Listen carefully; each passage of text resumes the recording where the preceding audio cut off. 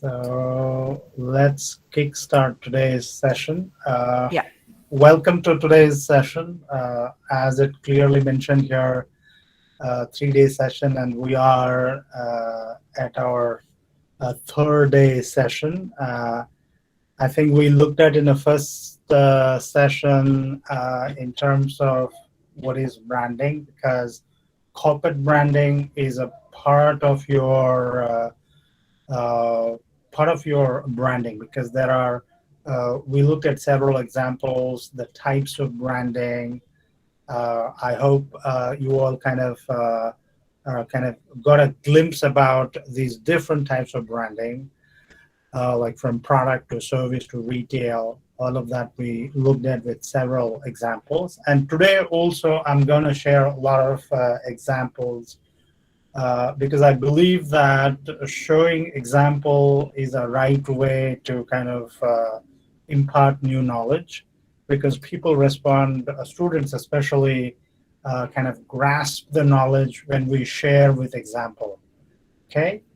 And in the second session, we kind of gone deep into corporate branding, where we looked at examples of Infosys, Tata Motors, and even Google, like how they kind of come up with their mission, vision, and value, and how they translate into their office interiors, even internally and externally, how that brand reflects. And today we are basically going to conclude whatever we learned so far. And there is one more aspect happens in a branding, like when you do a corporate branding exercise, by the end of that exercise, you produce a document that's called a corporate manual, in the sense you'll write all that strategies, what you kind of given to client, and you just give a lot of information in the document regarding identity usage, logo usage, as well as do's and don'ts. I will share you some examples of brand manual so you'll understand what I'm saying. Okay. So before that, I would like to share with you a few branding projects. Some of them are corporate, some of them are product, which are done by our team, so that you can practically see like how I practice and my team practice branding. Okay. So this is a one brand creation exercise. We kind of did it for Tata company. So they were coming up with a property in Kochi, India, in Kerala. So they wanted to have their real estate branded. Okay. So we kind of, whenever you're doing a branding exercise, many a time for that matter, you have to come up with name as well. What should be that particular service or a brand supposed to be called? Okay, so in this case, they asked us, okay, so this is a brief. We are coming up with residential complex, and we need to have a brand name and as well as a whole branding exercise. So just give me a minute. So yes, we're supposed to give a name as well. So generally, as you guys saw that in a previous sessions we discussed, we do a study, in the sense we have to study the culture, and we have to do a lot of research and the background study and understanding, reading, and doing research on the ground. So there is something called semiotic. It's a kind of a tools. It's a kind of a technique which we follow to study culture. So this particular property was kind of a premium residential complex. They wanted to have something authentic, Indian-centric, or culture-centric name. So we dig deep into study the culture of that particular geography. Then we came up with several names, and then this is another tool.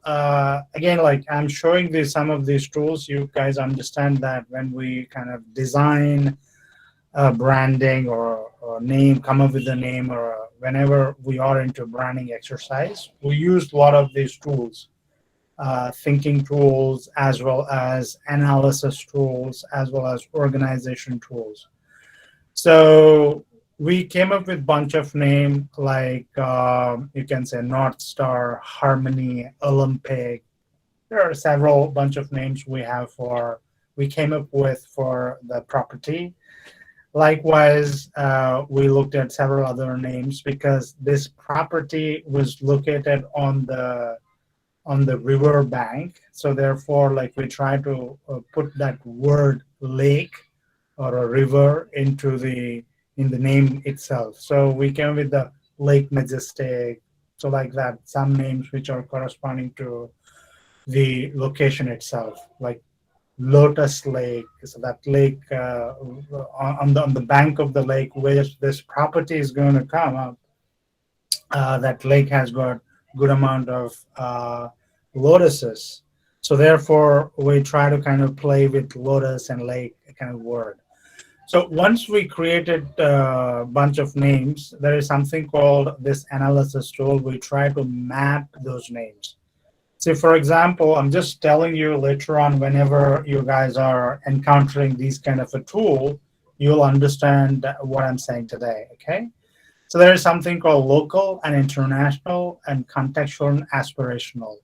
So if you look at good number of property names, they always have these exotic names like Colossal or Marina, all of that. Sometimes they come up with a very exotic name like Olympus or Harmony, sort of a thing.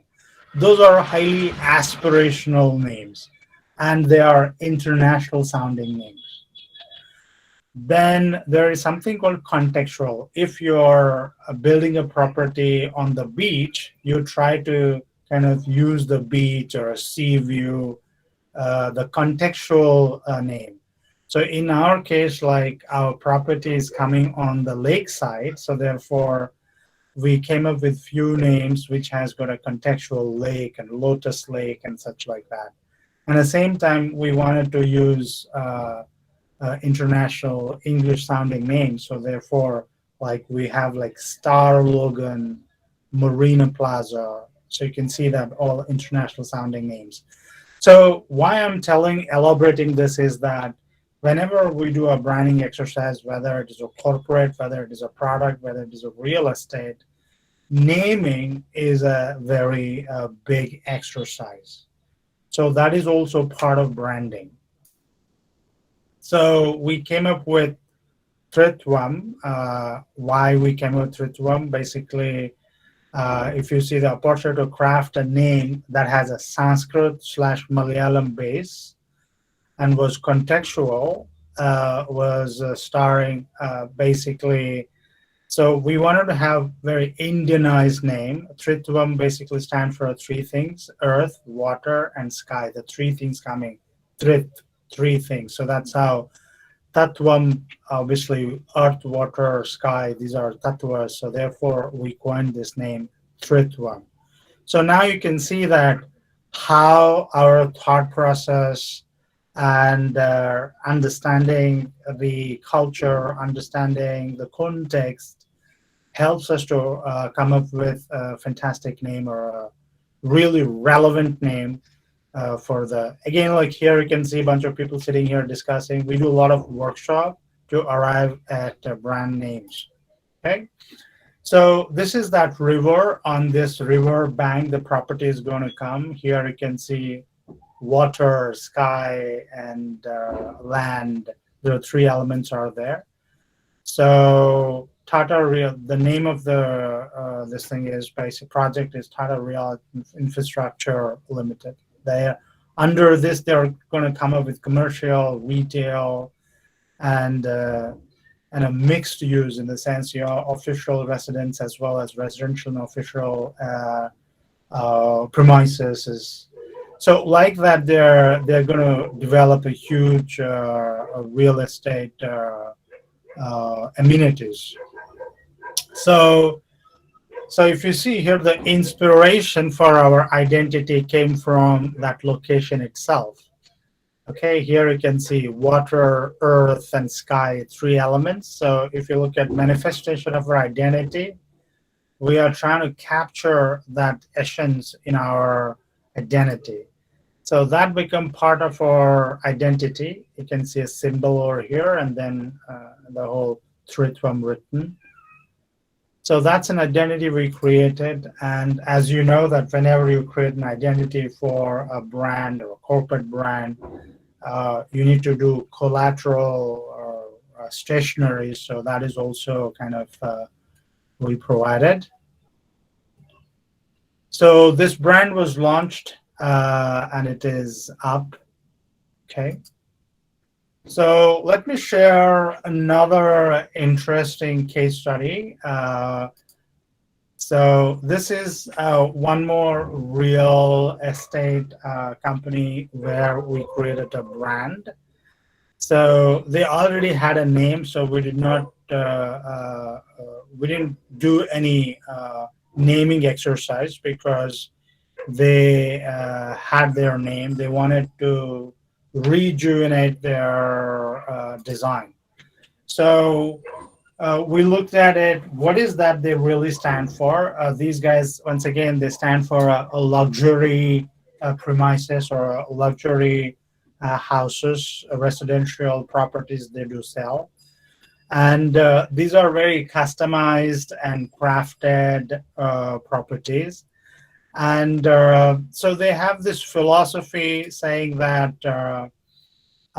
they always believe in kind of having this particular philosophy. An honest job of a design should flow from inside out, not from outside in. In the sense, in their premises, they kind of very heavily looked into how do they make those properties much better place. Not only just having a nice looking outside environment, but living rooms designed very well.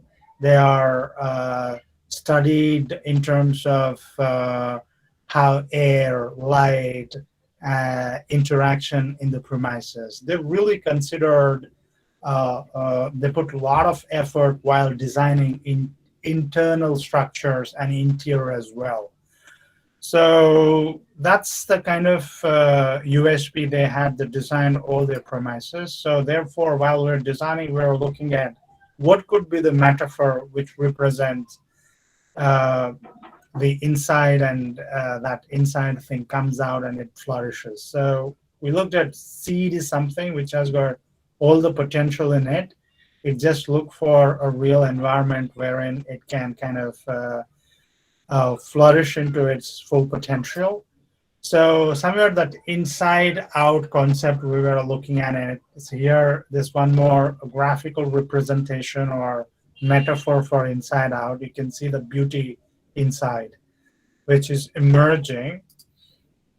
So while we were designing identity, we kind of did a cultural study. We were looking at it.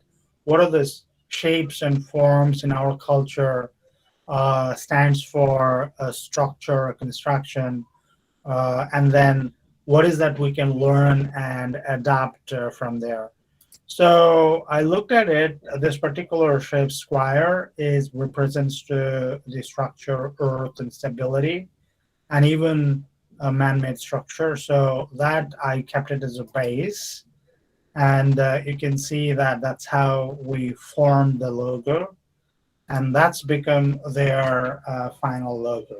So it is very simple, sleek, and minimalistic, and it's just talk about the basic essential purity of what they really stand for. So later on, just some of the representation and how it can appear in their office premises in a corporate office. And these are some stationaries what we did for them. And again, these guys wanted to expand into many other areas, how this particular corporate brand gets into their malls and retail design spaces and official, the working place, and as well as super luxury living places and as well as a luxury places. So they have these several properties. One is called Exotica, another is like Edge and like that. So the same identity, how we can use it and create some differentiation while we are addressing each of those aspects. So that's how once you make an identity, then you have to give these varieties. If the companies are big, they are getting into several other what do you call business verticals, we call it. So again, like having a flexible logo where you can expand, that's really important. So let's share one more example. So you can see that I think I discussed a little bit about Kansai Narolac, which our team worked on this particular brand and we created identity. It's almost 12 years, 15 years ago. So that time, yes, we looked at an identity as well as their interiors. And basically, as I was telling you, a corporate identity has got a two side to it, external and internal. So we created a lot of these posters wherein we use their employees to talk about how they are contributing to the Kansai Narrow. It's a series of posters we kind of ran through when they were launching this identity. Few more examples of those posters. So let's go. It's a very small branding exercise. Sometimes you don't need to have a large kind of branding exercise. Sometimes you'll be having very shorter or very limited what do you call materials client might be looking. It doesn't matter whether big or small. There's a good amount of thinking goes into it. So here is a company who wanted to launch a service like Spotify, which is a music platform. So this is kind of inspiration board, which we looked at it. Then we looked at it's a play button, a symbol. What we looked at it, and that become inspiration. So from there, we took inspiration, we try to modify it, and further, this become our symbol and the name of the company called Soundtrack. So we try to use that aspect over here and try to kind of narrate that whole story of going spaces. It's a music enterprise. They're into a music business. So that's how we try to capture this music journey or out of the world kind of aspect infused into this particular brand. Okay, so again, you look at that how thought and then how it start emerging into your identity and how that particular translate into all those materials, what a client need or what the business needs. Okay, so this is very important, like as a designing or when you're ideating or creating, you kind of look into a lot of these contexts. Obviously, you study the brief, what is the business need, then you study the context, and after that you study. Sometimes it depends upon project to project. You might study culture, you might study consumer perception, and then you start visualizing and exploring ideas, and then you come up with ideas to design. So one more case study I'll share. Again, this is a huge corporate identity exercise. You all know this brand called Irwin Mills. They are into several industries from clothing to shipping to many industries. So again, a good number of corporate companies, they do have philosophy, and it's like they're sometimes they have a mission statement, sometimes they have a philosophy, sometimes they have a vision, mission, values, so like that. And here, Irwin Mill had their own philosophy, which is um, keeping customer in your heart, in the sense they want to be customer centric company. So they had this we kind of given them this tagline called start with you, in the sense you in this case it's a customer. So these are kind of 5 attributes which are suggested to the client that they should associate it with Irwin Mill, like customer centric, innovation. They wanted to be a global leader, and they are already a global leader, but they want to kind of bring that into upfront. And they're always bringing innovation and a new way of producing and manufacturing or promoting. So there is always innovation and modernity. So therefore, we say this is also a should be part of your attribute and excellence. And as an organization, they know that until unless they don't do really good product and services, they're going to lose their market shares.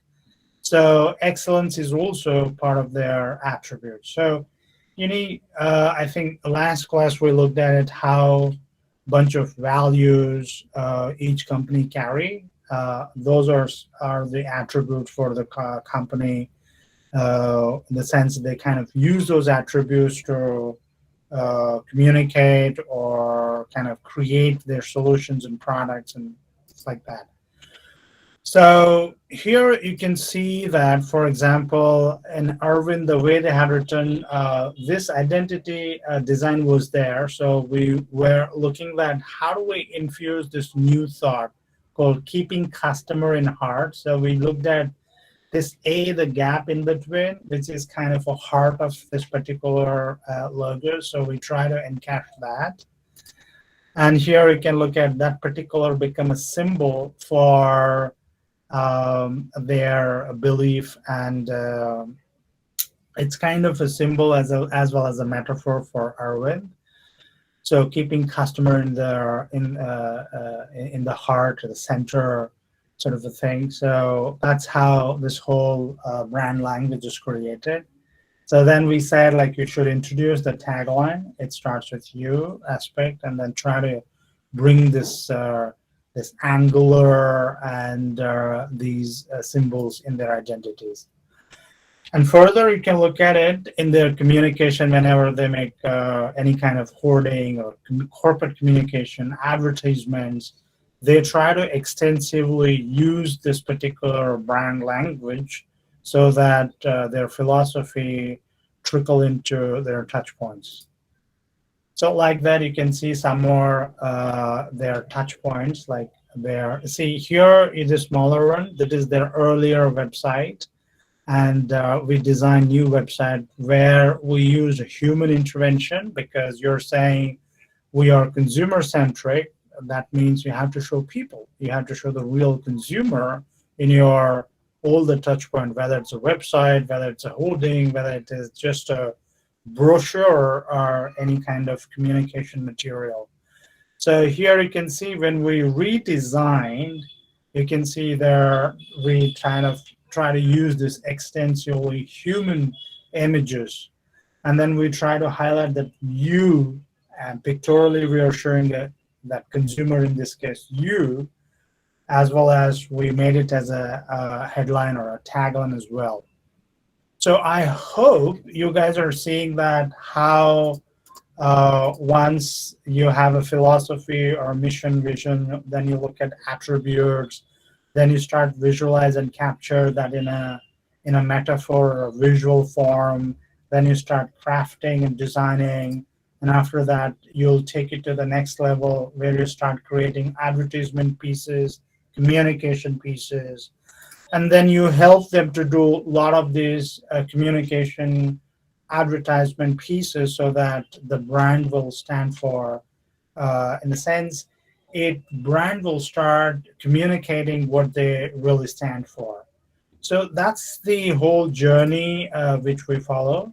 Again, I said that Irwin Mill, they have several brands, like they are into brand licensing and joint venture. They are the one who brought Lee brand in India. So we said wherever there are Lee showrooms, these Lee showrooms belongs to Irwin Mill. So in their hoarding, they should start introducing Irwin Mill in a way like how we designed. And this logo Irwin Mill should appear on the Lee products as well, so that even their Lee advertisements, so that people will start associating, oh, this brand belongs to your corporate or a mother company's Irwin, and brand name is Lee. Okay. So like that, we provide solution to client when our client come to us seeking branding solutions. Okay. So today's, as I was earlier saying, that I will share with you, once the project is complete, then we do a brand manual. So I will show one or two examples, one example, and extensively what is brand manual, what all those elements we cover in brand manual. So in simple term, a brand manual and a corporate brand manual, for that matter, any brand manual, sets the rules for applying all those elements what we created, like logo, the visual language, all the graphical elements, even the text and typography.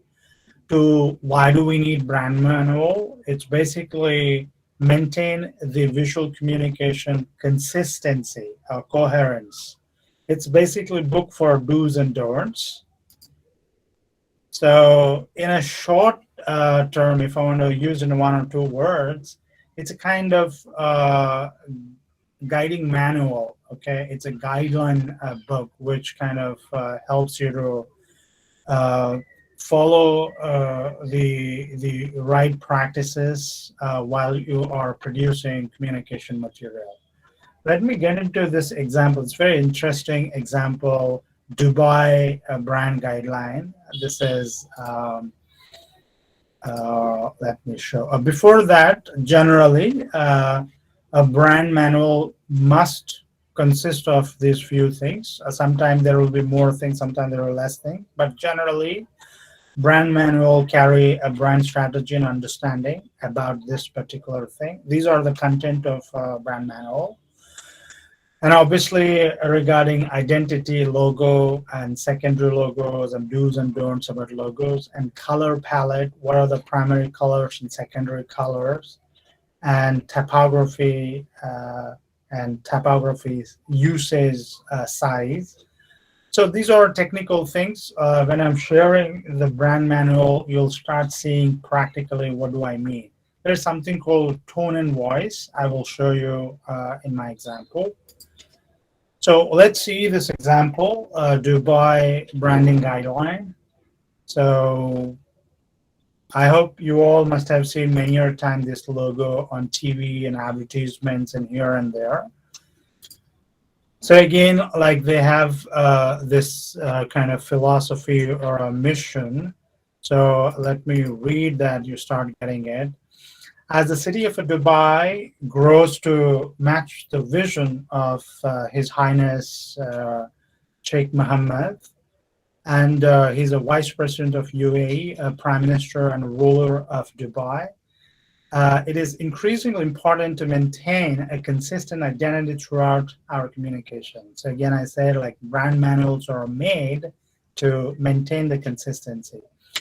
These guidelines provide direction on how to present, in this case, Dubai brand look and feel, and across all marketing operation materials. Whether you make brochure, whether you make hoarding, whether you make advertisements, you have to follow these guidelines. What are those guidelines? I'm going to share in the following slides. Again, I was talking about content. In this manual, we're going to see all these things: brand foundation, brand mark, typography, color, palette, and brand usage application, infography, visual content, tone of voice, and many, many things. So you document, it's basically, it is produced in a book format wherein you have a content page, then you have information about all those contents in following pages. The foundation, again, we saw in our last session, there's always a vision, mission, promises, and values, and proposition personalities.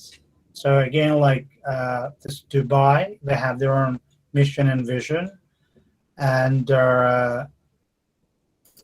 they kind of, as I was saying, in a manual, also you have to introduce those things, because that anybody read these documents, they come to know the story behind your identity creation and the branding. So likewise, here, instead of philosophy, Dubai has got manifesto. In a Marvel Realtor, I had shared a philosophy they had. They didn't have a manifesto. There they had a philosophy. Here, these guys have a manifesto. Let me read their manifesto. It's interesting.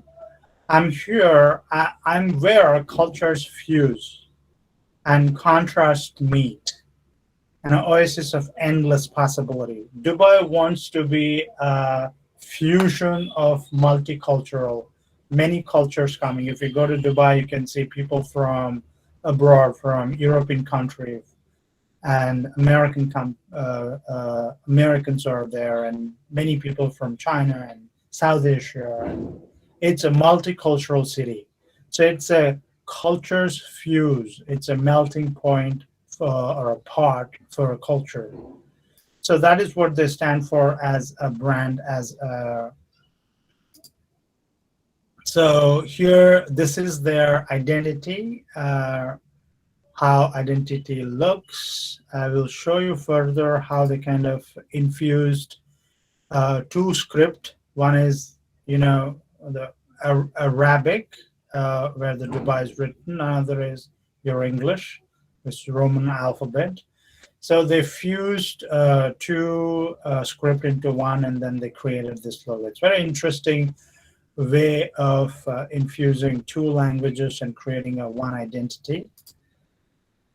And this is interesting. These are the original color. Whenever you're using a logo because this logo is used for several other events as well. I will share you some examples, like when you're using it for calendar, the color changes. When you're using this for business events, the color changes. If Dubai is hosting any kind of business promotion exhibitions, they would be using this kind of color scheme logo. If they are using for their tourism or their official purposes, they might be using these color combination.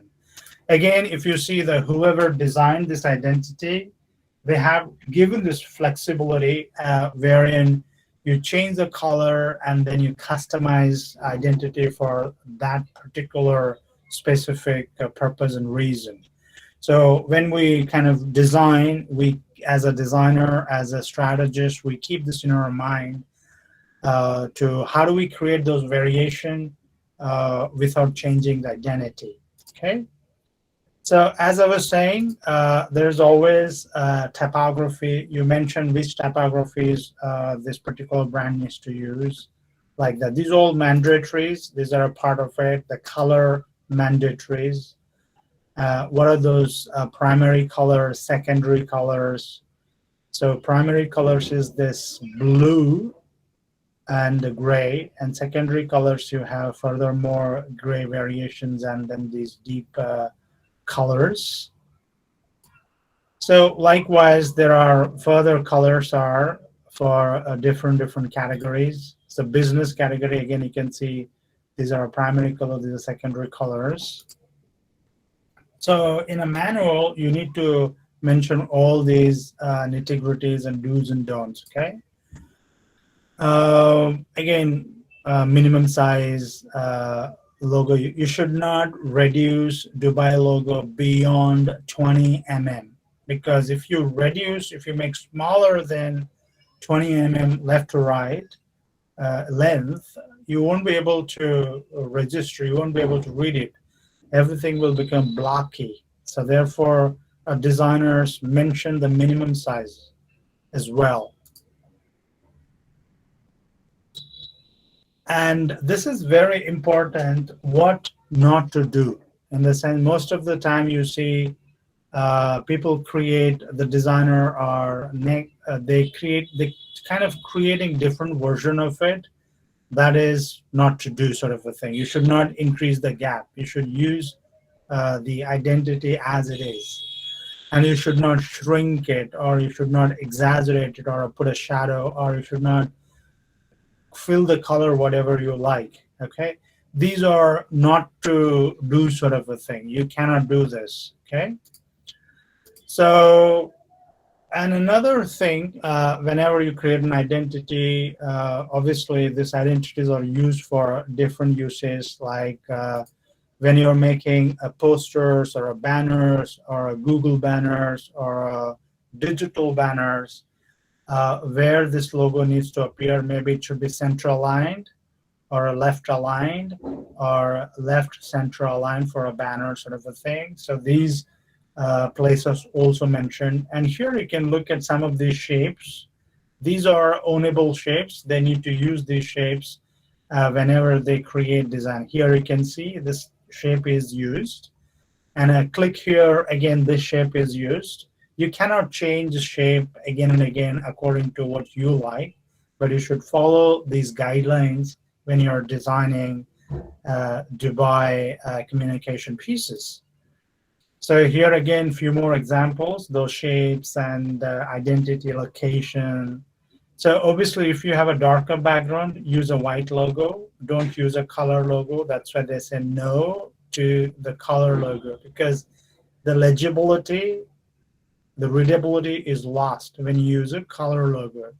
Therefore, it is suggested that they should use a reverse logo, single color logo. In this case, it's a reverse.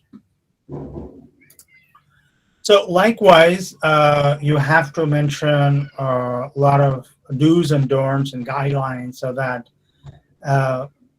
whenever Dubai come up with any kind of communication material, there is a consistency.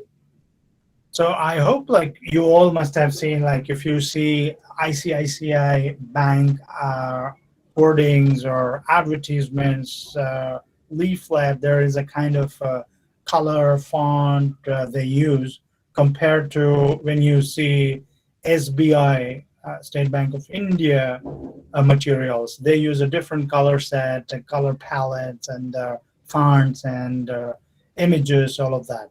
So you can clearly, both of them are in a banking, but they look and feel as a different due to their color, typography, composition, and a whole lot of things. So this is where the branding kind of help you in terms of differentiate with your competitor as well. So likewise, all the material, how this identity needs to appear, sort of a thing, in their digital banner, how they're supposed to use those elements and create their digital banner. So a few more when they're conducting events, like how they can use their identity.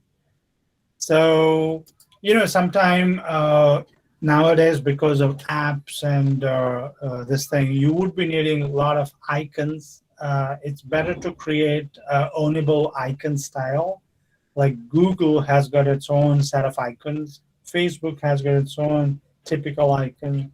Dubai kind of invented or created their very typical kind of icons, so it become ownable element. So likewise, even we mention in our manual the kind of visual content. For example, this very interesting thing to know that I just read it, you guys understand. Our direction for all photography and videos must include at least one of the three keys. What are those three keys? People, place, and detail. So if they're using some photographs for their advertising or a hoarding or a digital banner, they must choose images where there are people. In the sense, it should not be just a scenery. There should be people interaction, and or else they can use a people or a location, or you kind of show the beauty of the place or whatever the context you need to show. And the another option is that you can show a detailing if you're if that is a need of your communication. So you try to keep these three things in mind when you're selecting image or shooting image, like people, place, detail. So again, there's a guideline for what kind of images you should use. And tone of voice, I kind of said earlier that brands do have a tone of voice. And what is the tone of voice? Again, I leave this PDF with you guys. You can then study in a detail.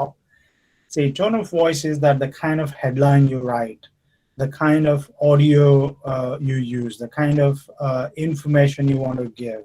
While you're giving information, what kind of energy, how do you sound it? So again, they have these four attributes: energy level, sociability, and attitude, and volume.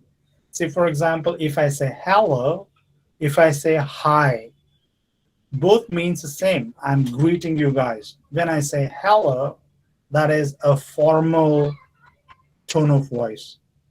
When I say hi, this is much more casual. Okay? So see, the tone of voice, somewhere when you want to be a casual brand, you want to use a casual tone of voice, a casual mannerism. When you want to be very serious, or when you want to be like a sophisticated, or when you want to be professional brand, you might use a formal language or a formal tone. Okay? So this particular setting a tone, whether you want to be casual or a formal or a niche, that really helps whenever you're writing headlines or writing content. Okay, so that's why brands do have their own tone of voice. And again, this is elaborate brand manual, because Dubai conduct a lot of these events, in event exhibitions, what logo is supposed to appear, how logo needs to appear, sort of a guideline here. So likewise, if the interiors of any office, corporate office, or their official Dubai officials offices, how logo needs to appear. So likewise, many things, if the brand requests, we do the merchandising or souvenirs, part of a thing. This is one last very important thing is important when you're designing a corporate brand, is partnership. You all must have seen that whenever the IPL or a T20 match, there are a lot of these sponsors, okay? There's a IPL T20 and sponsored by whatever the company, okay? Vivo or who else. Like how T20 logo and Vivo logo sits next to each other. So sponsor ad and the main ad, how it sits, main a company's identity or a logo sits, become a kind of a guideline part of it. So here, when Dubai is kind of opening exhibition with Jumeirah or some other entities like Emirates, how these both logos supposed to arrive. So in this case, they should sit next to each other with the gap. Okay, and here Emirates, maybe it's a top and bottom, and with the gap of whatever specified size. So again, this is what we call technically locked up with your sponsor company's logo.